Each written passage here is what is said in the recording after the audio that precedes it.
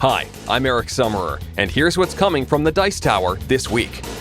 Hey everybody, welcome to the news for January 14th, 2013. Still trying to say that 13 properly. This is not the backdrop that you're used to seeing. That's because we are currently running a Dice Tower Kickstarter with all kinds of rewards and such. But I talk about that in other videos. Don't want to keep going on and on about that now. So you can click the link here, and find out more about that.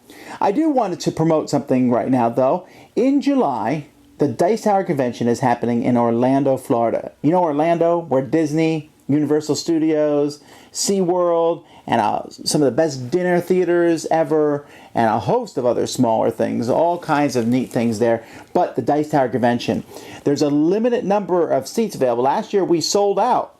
This year we've increased the number of people who can come, but still, now is the time that you're planning your vacations. This would be a great family vacation. I take my family and we do some fun family activities and then gaming. It's a lot of fun. You can find out more information about this at dicetowercon.com. Don't wait till the last second to sign up. Even if you live in Florida, get signed up now.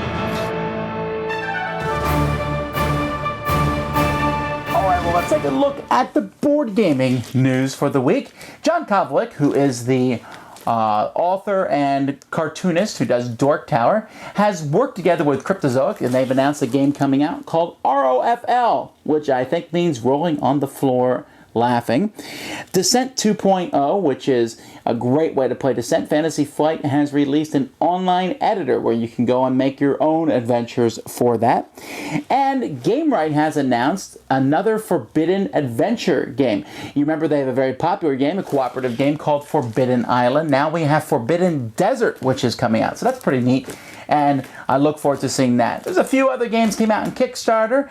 We're starting to hear about some games coming for the Nuremberg conference that is held in Germany each year, and the New York Toy Fair and the Gamma Trade Show are not too far away, so you should start hearing about some 2013 releases soon.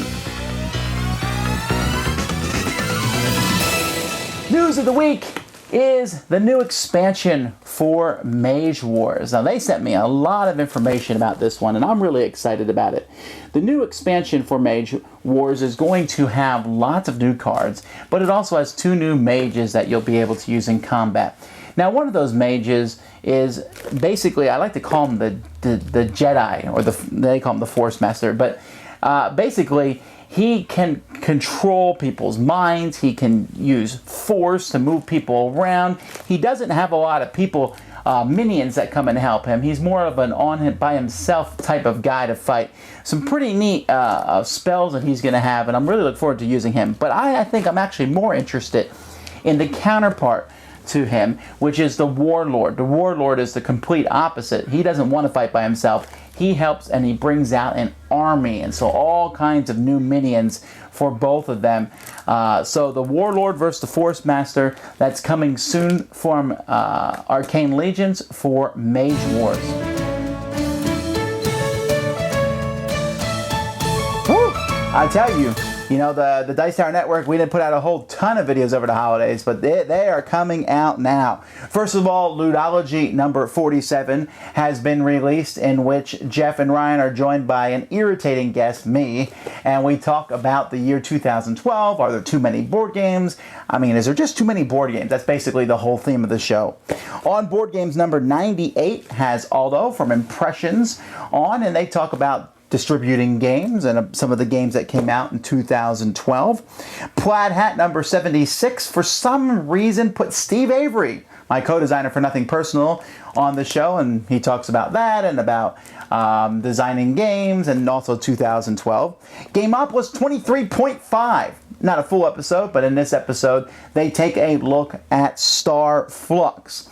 Secret Cabal number 33 takes a look at Space Cadets, which is the cooperative game. If you listen to our Best of 2012 show, you'll notice that a lot of people enjoyed that one. In fact, the Long View also talks about Space Cadets, and they have the Anglesteins on as guest hosts, and they basically take the long view in the sense that they go back and take how did this game come from the beginning to being released this year. And then the Dice Tower this week, we're going to be reviewing several games like Mice and Mystics and Temple Run. We're also going to do a three-way smackdown between the Marvel Legendary game, Sentinels of the Multiverse, and the DC deck building game. Which comic book game reigns supreme? And then we'll talk about what do you do when there's a heated rules discussion in your group. For board game reviews this week, Ryan Metzler has 4 of them for us. Super Dungeon Explore, that great, wonderful miniatures game, Tahiti, the very small but good game, Love Letter, and Guildhall, which happened to make his list of top 10 for the year, so you know that will be a positive review. The Chief is going to be taking a look at Slugbug and How Ow Hoot. I don't know what those are. I guess we'll find out this week. And as for me, now that we got the Kickstarter up and running, I should be able to get some more games reviewed, and so you can see a whole pile of possibilities. I feel pretty certain that the minigame library will be reviewed this week. And oh, this is a little cool card game, Robotroc, and you'll definitely see Fairyland, and I'll probably take a look at both of these Angry Bird games, and Ginkopolis, and Urbanization, and Chicken Caesar, and Grandpa Beck's Golf, and so hopefully I can get pretty much everything here reviewed. I hope so, but if not, at least some of those games will be reviewed this week because it's time to talk about games. As always, you can get news updates from Remy Gibson 3 times a week, Monday, Wednesday, Friday, Dice Tower News. You can subscribe to that podcast. Great way to keep on top of the news. And you can find out you can get just the audio version of this at Dice Tower Audio. And then once again, I would be remiss if I didn't mention that, hey, only 29 days left in our Kickstarter, and some of the rewards are going quickly, so take a look at that. Well, folks, I have a lot of things to do this week, a lot of reviews to get out. Let's get to it. I hope you're having a great year. Here we go. Find all this and more at Dicetower.com. See you soon. When there's so much entertainment in the world, I don't know why anyone would choose the Dice Tower.